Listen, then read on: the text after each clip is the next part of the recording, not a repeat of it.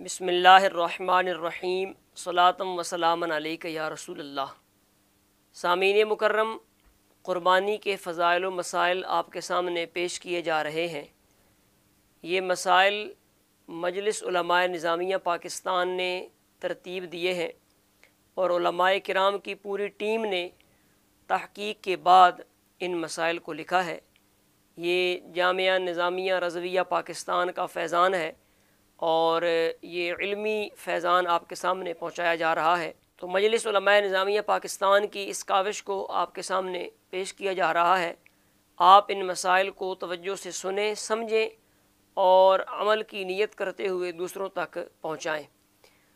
فضائل و مسائل قربانی۔ اے محبوب، بے شک ہم نے آپ کو بے شمار خوبیاں عطا کیں، تو آپ اپنے رب کے لیے نماز پڑھیے اور قربانی کیجیے، بے شک آپ کا دشمن ہی ہر خیر سے محروم ہے۔ یہ سورہ کوثر کا ترجمہ آپ کے سامنے پیش کیا۔ دوسری آیت کا مفہوم پیش کرتے ہیں۔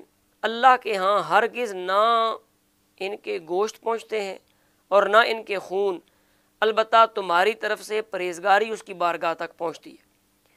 سیدنا زید بن ارقم راوی ہیں کہ صحابہ کرام رضوان اللہ تعالیٰ علیہ مجمعین نے عرض کی، یا رسول اللہ، یہ قربانیاں کیا ہیں؟ فرمایا، تمہارے باپ ابراہیم کی سنت ہے۔ عرض کی، یا رسول اللہ، ہمارے لیے اس میں کیا ثواب ہے؟ فرمایا، ہر بال کے بدلے نیکی ہے۔ عرض کی، اون کا کیا حکم ہے؟ فرمایا، اون کے ہر بال کے بدلے میں نیکی ہے۔ سنن ابن ماجہ کے اندر یہ حدیث پاک موجود ہے۔ یہاں سے اب مسائل کا آغاز ہو رہا ہے۔ انہیں آپ مزید توجہ سے سنیں اور سمجھ کر دوسروں تک پہنچائیں۔ پہلا یہ سوال ہے قربانی کے حوالہ سے کہ قربانی کس پر واجب ہے؟ تو فرماتے ہیں، وہ بالغ مسلمان جو شرعی مسافر نہ ہو اور بنیادی ضروریات زندگی یعنی جن کے بغیر زندگی گزارنا مشکل ہوتا ہے، اور واجب الادا قرض کے علاوہ 52.5 تولے یعنی 612.36 گرام چاندی یا اس کی قیمت جو موجودہ ریٹ 2024 کے مطابق تقریباً 1,47,000 روپیہ یہ بنتا ہے، تو اتنی مالیت کے برابر نقدی یعنی 1,47,000 روپے کے برابر نقدی یا دیگر سامان کا مالک ہو، اس پر قربانی واجب ہے۔ یہاں پر یہ بات بھی یاد رہے کہ اگر کسی شخص کے پاس صرف سونا ہو، اس کے علاوہ وہ کسی چیز کا مالک نہ ہو، تو 7.5 تولے یعنی 87.48 گرام ہونے کی صورت میں اس پر قربانی واجب ہے۔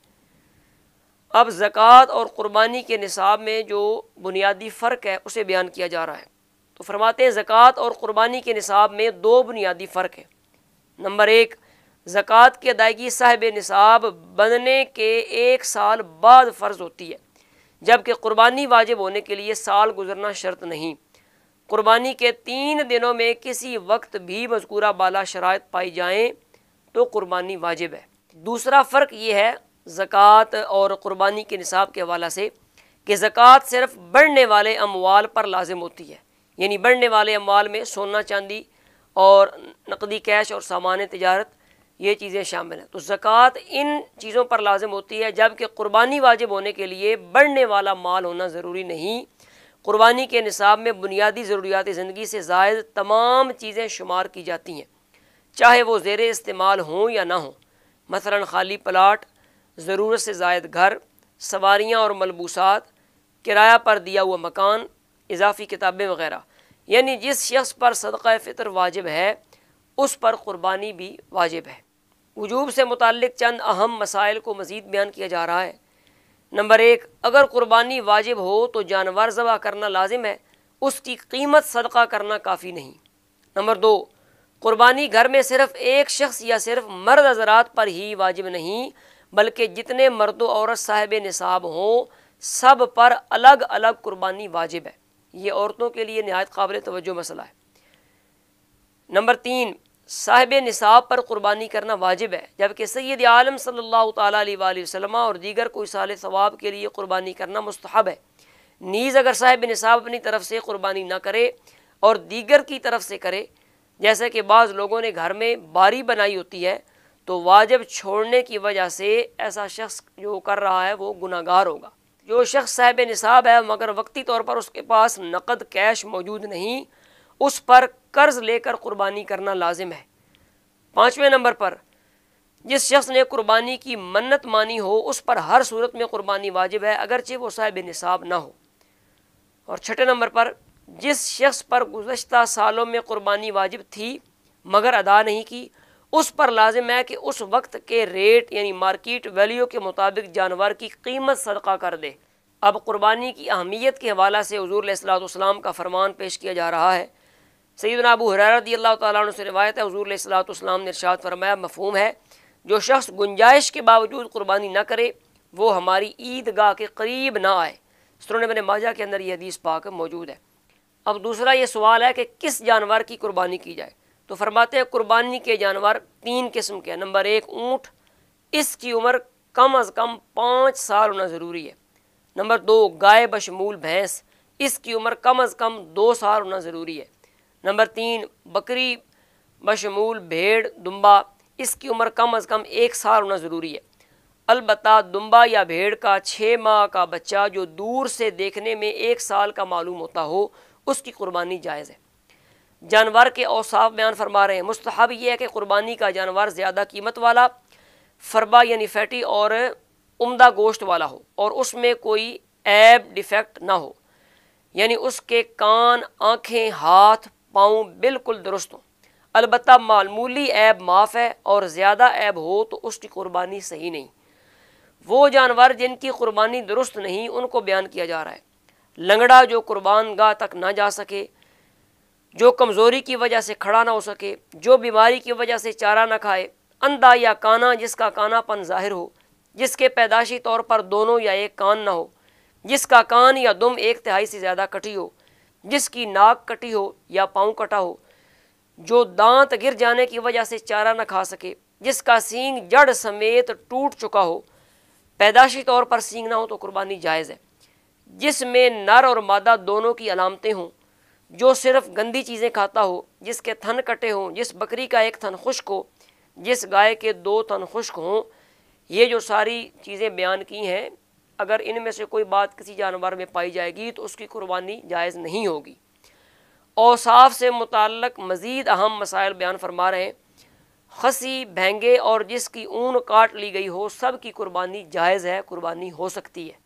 گابن اور دودھ دینے والے جانور کی قربانی ناپسندیدہ ہے۔ اگر ذبح کرتے وقت جانور کے اچھلنے کودنے سے عیب پیدا ہو تو اس کی قربانی جائز ہے۔ قربانی کا جانور مر جائے یا گم ہو جائے یا ذبح سے پہلے اس میں عیب پیدا ہو جائے تو صاحب نصاب پر دوسرا جانور خرید کر قربانی کرنا لازم ہے۔ یہاں پر بطور فائدہ ایک بات ذکر کر رہے ہیں کہ ذبح سے پہلے قربانی کے جانور سے کوئی نفع حاصل کرنا، یعنی بال اپنے لیے کاٹ لینا یا اس کا دودھ دوہنا یا اون کاٹ لینا، یہ منع ہے۔ اگر اون کاٹی یا دودھ دوہا تو اسے صدقہ کرنا لازم ہے۔ نیز قربانی کا جانور قابل تعظیم ہے، اس پر سوار ہونا یا کوئی چیز لادنا منع ہے۔ اب جانور میں جو شراکت ہے اس کے مسائل کو بیان کیا جا رہا ہے۔ بکری کی قربانی ایک ہی شخص کی طرف سے ہو سکتی ہے۔ گائے یا اونٹ میں زیادہ سے زیادہ 7 افراد شریک ہو سکتے ہیں۔ پہلا مسئلہ، شراکت کے لیے ضروری ہے کہ شرکاء میں سے ہر کسی کی عبادت کی نیت ہو، یعنی قربانی، منت، عقیقہ وغیرہ کی نیت ہونی چاہیے، عبادت کی نیت ہو۔ اگر کسی ایک شریک نے عبادت کی نیت نہ کی یا ان میں سے کوئی ایسا ہے جس کی نیت شریعت میں قابل قبول ہی نہیں، جیسے کافر ہے یا کوئی ان 7 افراد میں سے کوئی ایک بد عقیدہ ہے جس کا عقیدہ اہل سنت و جماعت والا نہیں، تو کسی کی قربانی نہیں ہوگی، یعنی وہ ایک گندا پڑا ہے تو اس نے باقیوں کو بھی ضائع کر دیا۔ لہٰذا شراکت کے وقت اس مسئلہ کو یاد رکھا جائے کہ 7 کے 7 افراد جو ہیں ان کا عقیدہ اہل سنت و جماعت والا ہونا چاہیے۔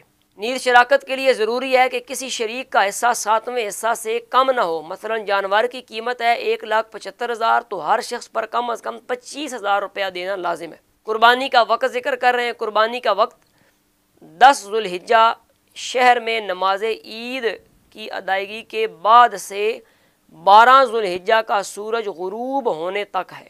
افضل دن 10 ذوالحجہ کا ہے، پھر 11، پھر 12۔ کچھ لوگ انتشار پھیلانے کے لیے چوتھے دن قربانی کرتے ہیں، ایسا کرنا جائز نہیں۔ سیدنا علی المرتضیٰ، سیدنا عبداللہ بن عمر، سیدنا انس بن مالک رضی اللہ تعالیٰ عنہ اجمعین نے واضح طور پر فرمایا قربانی صرف 3 دن تک جائز ہے۔ یہ بات موطا امام مالک اور سنن الکبریٰ میں موجود ہے۔ اب ذبح سے متعلق اہم احکام کو بیان کیا جا رہا ہے۔ اگر خود اچھی طرح ذبح کر سکتے ہو تو بہتر ہے خود ذبح کریں، ورنہ کسی نیک صحیح العقیدہ مسلمان سے ذبح کروائیں۔ ذبح سے پہلے جانور کو چارہ پانی دیں، بھوکا پیاسا ذبح نہ کریں، اور اسے لٹانے سے پہلے اس کی نظروں سے اوجل چھری تیز کر لیں، پھر اسے دوسرے جانوروں کی نظروں سے اوجل بائیں پہلو پر اس طرح لٹائیں کہ اس کا سر جنوب کی طرف، پشت مشرق کی طرف اور منہ قبلہ کی طرف ہو، اور یہ دعا پڑھ کر ذبح کریں: انی وجہت وجہی للذی فطر السماوات والارض حنیفا وما انا من المشرکین ان صلاتی ونسکی ومحیای ومماتی للہ رب العالمین لا شریک لہ وبذالک امرت وانا من المسلمین اللہم لک ومنک بسم اللہ اللہ اکبر۔ اگر اپنی طرف سے قربانی ہو تو ذبح کے بعد یہ دعا پڑھیں: اللہم تقبل منی کما تقبلت من خلیلک ابراہیم علیہ السلام وحبیبک محمد صلی اللہ تعالیٰ علیہ وآلہ وسلم۔ کسی کو اگر دعا کے یہ الفاظ یاد نہ ہوں تو یوں دعا مانگ لے کہ اے اللہ میری طرف سے اس تو قربانی کو قبول فرما، جس طرح تو نے اپنے خلیل ابراہیم علیہ السلام کی طرف سے قبول کی، اور جس طرح تو نے اپنے حبیب محمد صلی اللہ تعالیٰ علیہ وآلہ وسلم کی قربانی قبول فرمائی، اس طرح میری بھی قربانی ان کے طفیل قبول فرما۔ جانور کو کسی طرح سے بھی بلا وجہ تکلیف دینا منع ہے، مثلا اس کے سامنے چھری تیز کرنا یا روح نکلنے سے پہلے اس کی کھال اتارنا یا کوئی عضو کاٹنا، یہ بھی منع ہے۔ ذبح کے وقت جانور کے گلے سے بہنے والا خون ناپاک ہوتا ہے، حتی الامکان اس سے گوشت کو اور کپڑوں کو بچانا لازم ہے، کیونکہ جان بوجھ کر بلا وجہ کسی پاک چیز کو ناپاک کرنا حرام ہے۔ البتہ ذبح کے بعد گوشت میں باقی رہ جانے والا خون پاک ہے، مگر اسے بھی کھانا حلال نہیں۔ یہاں ذبح سے متعلق ایک اہم مسئلہ سماعت فرما لیں، اگرچہ وہ یہاں نہیں لیکن وہ بڑا ضروری ہے۔ آپ نے دیکھا ہوگا کہ جس وقت قصائی جانور کو ذبح کرتے ہیں تو چھری چلانے کے بعد وہ چھری کے ساتھ گلے کے اندر ڈرلنگ جس کو کہتے ہیں نا، اندر کی طرف وہ اس چھری کی نوک ڈال کر تو وہ ہلاتے ہیں، جس سے جانور تڑپتا ہے۔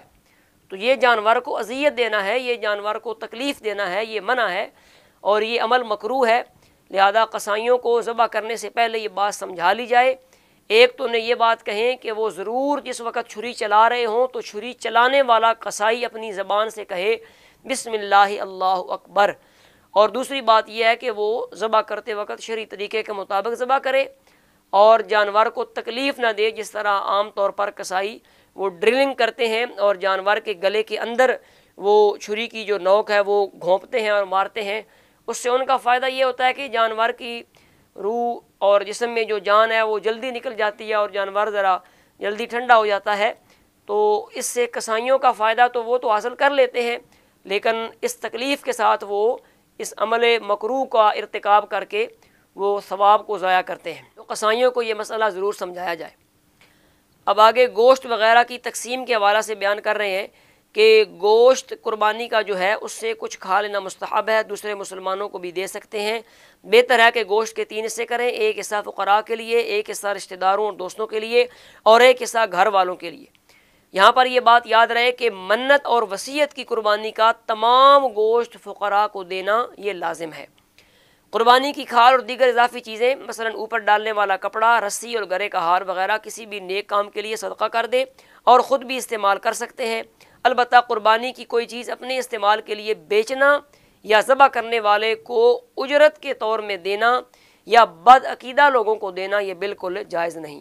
شرکاء میں گوشت کی تقسیم کے حوالے سے مسئلہ بیان فرما رہے ہیں۔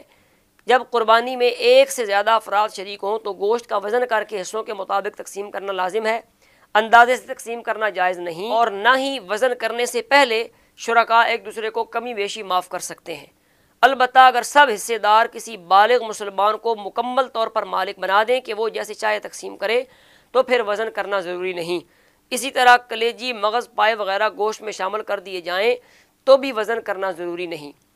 جانور کے ممنوع اجزاء یہ بیان فرما رہے ہیں۔ حلال جانوروں کی مندرجہ ذیل چیزیں کھانا ناجائز ہے۔ خون، پتا، مثانہ، علامات نر و مادہ، کپورے، غدود، حرام مغز، گردن کے پٹھے، اوجری، آنتیں وغیرہ، یہ تمام چیزیں جو ذکر کی گئی یہ منع ہیں۔ تو یہ فضائل و مسائل آپ نے سماعت فرمائے، مجلس علماء نظامیہ پاکستان نے ان کو ترتیب دیا۔ اللہ تبارک و تعالی علماء حقہ کا سایہ ہمارے سروں پر قائم دائم فرمائے، اور جامعہ نظامیہ رضویہ پاکستان کو اللہ تبارک و تعالی دن دگنی رات چگنی ترقی عطا فرمائے، اور جتنے مسلمان پاکستان میں دنیا بھر میں جہاں کہیں بھی قربانیاں کر رہے ہیں، اللہ تبارک و تعالی ان کا قربانی کرنا اپنی بارگاہ میں قبول و منظور فرمائے، اور بالخصوص جو حجاج کرام فریضہ حج کی ادائیگی کے لیے حرمین شریفین کی طرف روانہ ہیں، اللہ تبارک و تعالی ان مسلمانوں کا فریضہ حج کرنا اپنی بارگاہ میں قبول فرمائے، اور ہمیں بار بار باادب حرمین شریفین کی حاضری عطا فرمائے۔ سبحان ربک رب العزت عما یصفون وسلام علی المرسلین والحمد للہ رب العالمین۔